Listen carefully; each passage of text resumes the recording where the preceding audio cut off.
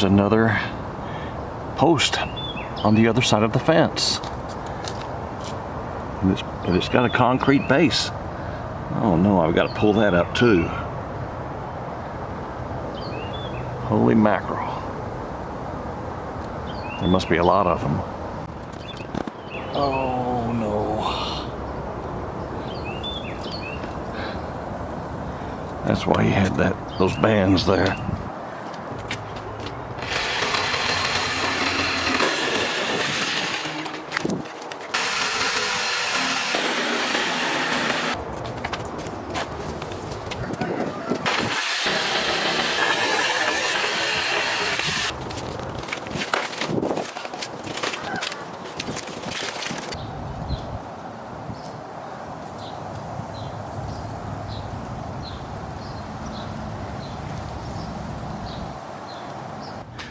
Look at this. This is a nail that Daddy would use. It's coming off of this, it's loose here in this fence. But if this were in a post, it wouldn't come out. This is the size of some of those nails.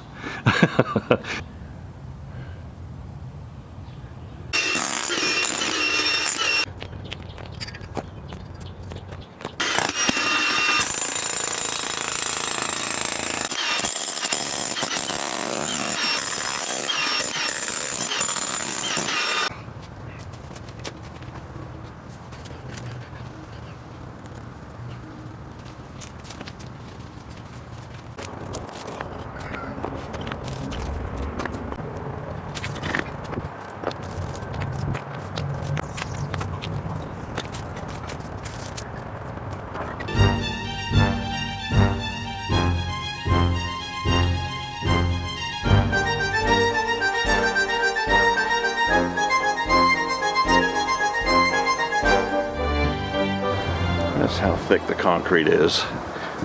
The second layer of concrete. And it runs all the way down.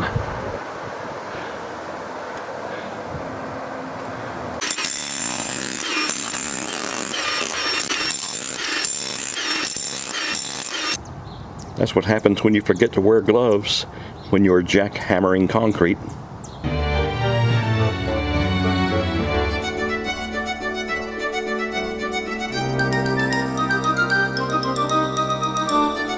Well, I had 4 stacks of fence wood out here, neatly placed for the city to pick up, but now I've got like 2.5 stacks because I've been taking the wood. The city has ignored picking this stuff up. I know they used to pick fences up, but I guess I missed the fine print where it says we don't pick up fences anymore. So I've been dragging the fences up here to the front porch and busting them up, and then with a reciprocating saw cutting them up into little pieces so I can put them in the trash bags, and I'll be saving the trash bags, so I'll be putting them out on the curb, and we'll just see if the city picks up fences anymore.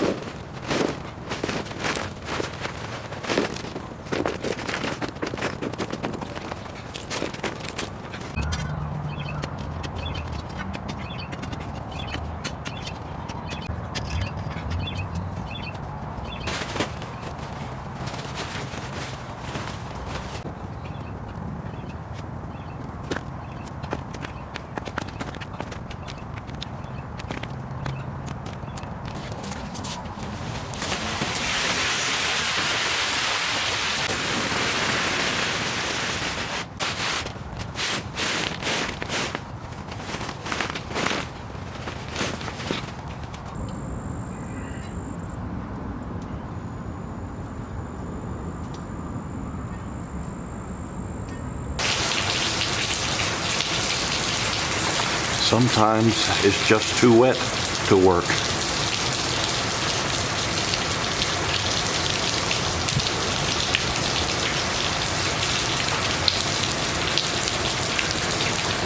Today is the 23rd of May, and I am 1/3 of the way done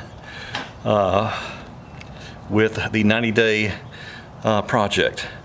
And about the only thing I've got done is that I've managed to pull concrete and rocks out of the ground. As you can see, I called the city the other day and I said, what am I going to do with all this concrete? They said, well, we've got a place for you to drop it off if it doesn't have any rebar in it.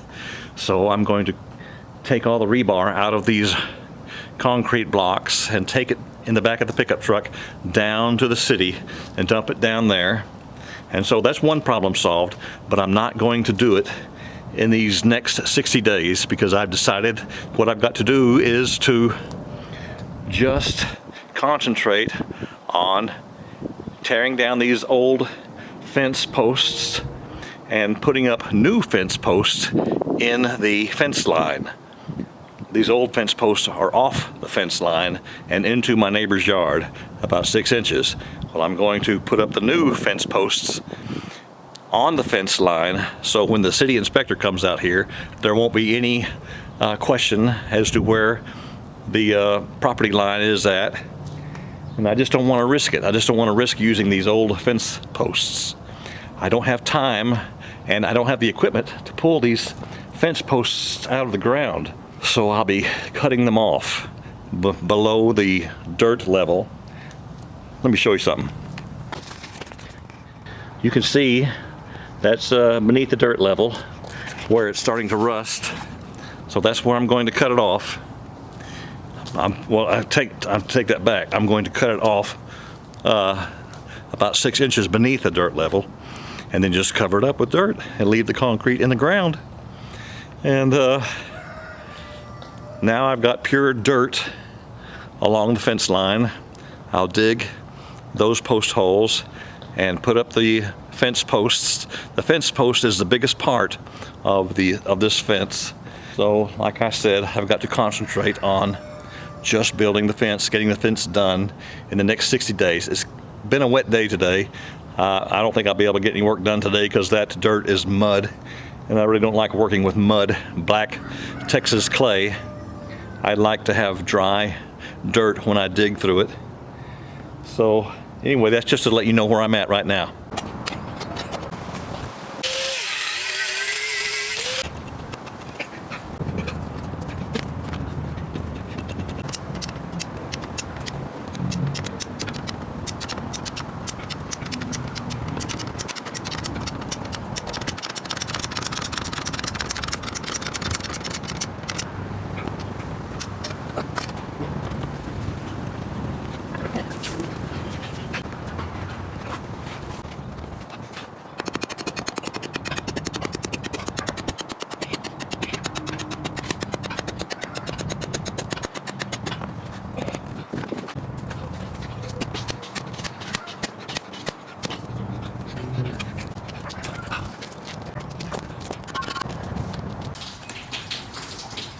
I got these posts about a year and a half ago. I paid $10 each for them on sale. Now I'm wondering if I should have bought the wood and let the wood sit around for a year and a half, because man, prices on wood have sure gone up. I've got paint on the outside of these posts because I was painting the inside of them so they'd be protected from rust, hopefully more protected. There's a white paint mark, and there's a post hole that I've dug, and there's a white paint mark, and there's another post hole that I've dug.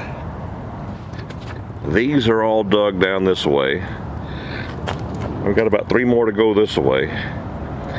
I've spaced these post holes about 7 feet apart. I like the number 7 because when I've seen posts spaced 8 feet apart, it causes the wood to sag. or the support to sag in the middle, and I don't like that. So I'll go 7 feet, making as much use of the 8-foot support beam as I can, and maybe I'll put another support in the middle of that. We'll see. I've got to get some work done. I don't care how wet it is. Here's a white mark that I put there a long time ago, so I'm going to start digging right about there. We'll see how far I get today. These are my tools for digging post holes.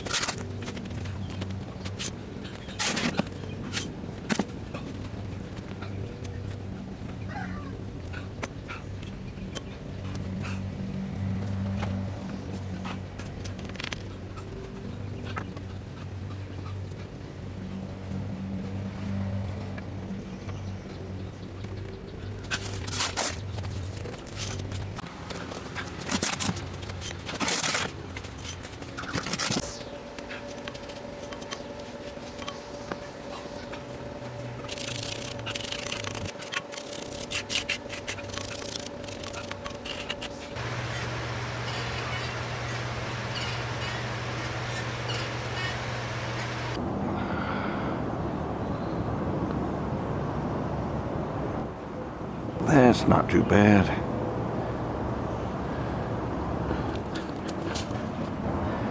I've got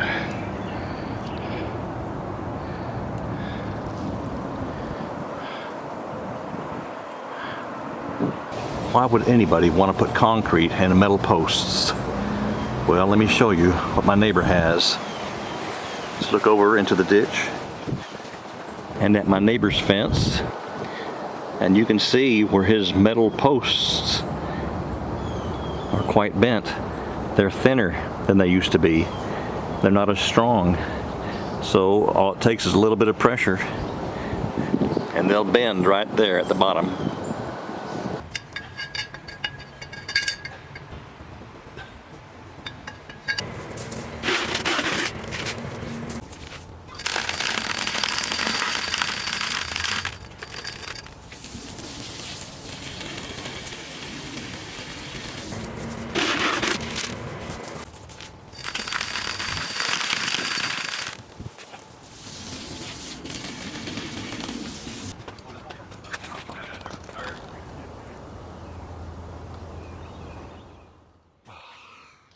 Could you see that?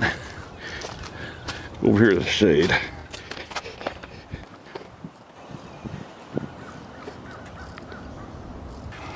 And out here I've got two of my brothers. They're figuring out how to make things level so we can put up the support beams. That's the next step. They should be able to figure it out because they both had calculus and trig, and all I had to do was pay them by cooking hamburgers. And here's the beams, the cross beams that will go in. They were like $9.50 a piece, somewhere in that neighborhood.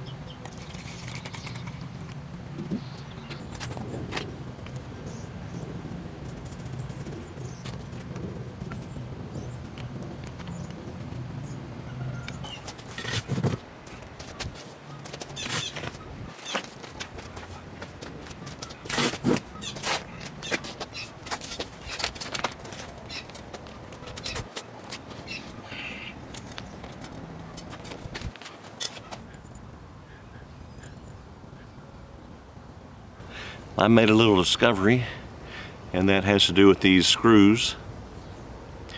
I found that these little star screws are much superior to the regular slotted or cross-slotted screws. I've used over 900 of these, and I've never stripped out one of them. Never. I put it in, screw it in, and it goes. No stripping, no losing the grip. So from now on, when I work on an outdoor project with wood, it's these little star screws that I use.